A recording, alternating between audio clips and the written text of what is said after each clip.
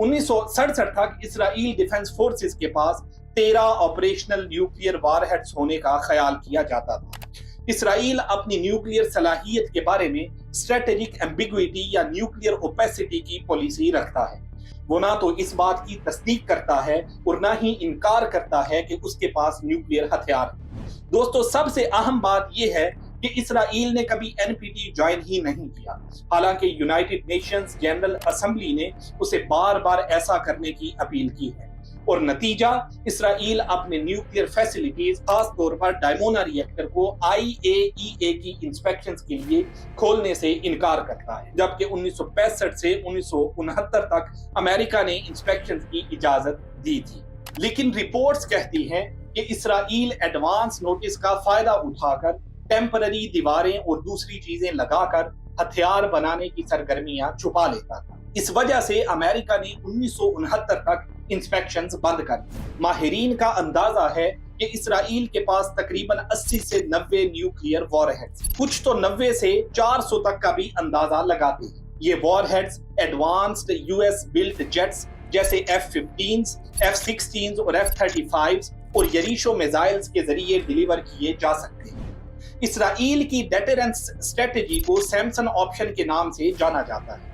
इसका मतलब है कि अगर मुल्क को कोई एग्जिस्टेंशियल थ्रेट यानी वजूदी खतरा हो तो वो न्यूक्लियर हथियारों से मैसिव रिटेलिएशन करेगा। ये डॉक्ट्राइन होलोकॉस्ट के बाद की नेवर अगेन मेंटालिटी से मुतासिर है, जिसका मतलब है कि इसराइल अपने दुश्मनों को तबाह करने के लिए किसी भी हद तक जा सकता है, चाहे इसके ग्लोबल नतीजे कितने भी खतरनाक हो।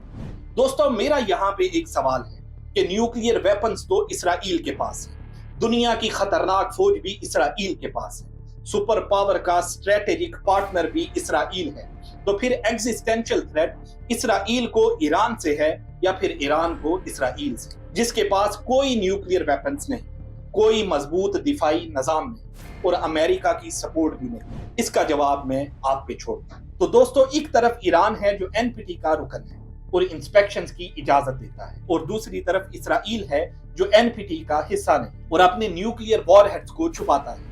क्या ये दोहरा मायार मिडिल ईस्ट में अमन और सलामती ला सकता है या सिर्फ मजीद हथियारों की दौड़ को बढ़ावा देगा? अब देखते हैं कि इंटरनेशनल कम्युनिटी इन दोनों मुल्कों के न्यूक्लियर प्रोग्राम्स पर कैसा रद्द अमल देती है। ये वो जगह है जहां न्यूक्लियर हिपोक्रेसी सबसे ज्यादा वाज़ेह होती है। ईरान के एटॉमिक प्रोग्राम पर दुनिया ने शदीद रद्द अमल दिया है, उस पर लगातार इकोनॉमिक पाबंदियां लगाई गई, बेशुमार UN करारदादें पास की गई और हत्ता के फौजी हमलों का भी सामना करना पड़ा। इन पाबंदियों ने ईरान की इकोनॉमी को बुरी तरह मुतासिर किया है। GDP ग्रोथ कम हुई, इंटरनेशनल ट्रेड रुका, गरीबी बढ़ी और हेल्थ केयर में भी मुश्किलात आई। मेडिसिन की कीमतें 50% तक बढ़ गई। लेकिन हैरत की बात यह है कि इन पाबंदियों ने ईरान को नए इकोनॉमिक पार्टनर तलाश करने और अमेरिका और वेस्टर्न नेशंस पर अपनी डिपेंडेंसी कम करने पर मजबूर किया है। क्या ये पाबंदियां असल में ईरान को रोक रही हैं या उसे और मजबूत बना रही हैं? दूसरी तरफ अमेरिका और यूरोप इसराइल के न्यूक्लियर स्टेटस पर मुकम्मल खामोशी इख्तियार किए हुए हैं, हालांकि उसके पास अनडिक्लेयर्ड न्यूक्लियर वॉरहेड्स भी है। इसराइल के खिलाफ आने वाली किसी भी इंटरनेशनल तनकीद को अमेरिका बार बार UN सिक्योरिटी काउंसिल में वीटो कर देता है।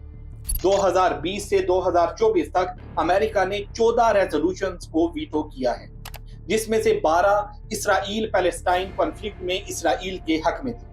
यहां तक कि गजा सीज फायर की रेजोल्यूशन को भी वीटो कर दिया गया। अमेरिका ने इसराइल को जबरदस्त मिलिट्री असिस्टेंस भी दी है, जो 2022 तक 150 बिलियन US डॉलर्स तक पहुंच चुकी है।